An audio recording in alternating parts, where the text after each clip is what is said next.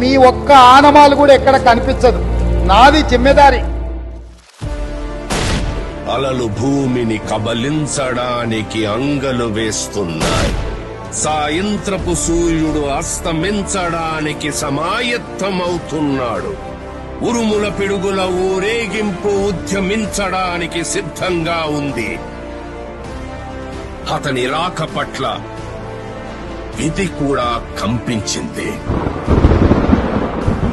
ఇక్కడ జరిగే అన్యాయం ఎత్తి చూపితే ప్రాంతీయతత్వం, న్యాయం అడిగితే ప్రాంతీయతత్వం, నీళ్లలో వాట అడిగితే ప్రాంతీయతత్వం.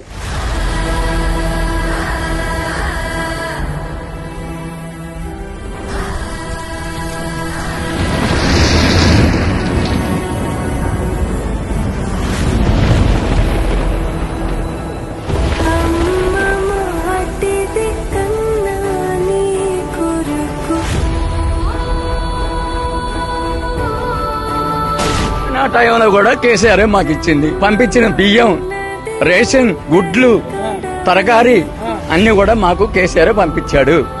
కేసీఆర్ గారిని వదులుకొని మేము చాలా పెద్ద తప్పు చేసినామని. కేసీఆర్ మాకు పెద్ద కొడుకు అయ్యా. దిక్కులేని వాళ్ళకు ఆయన కొడుకు.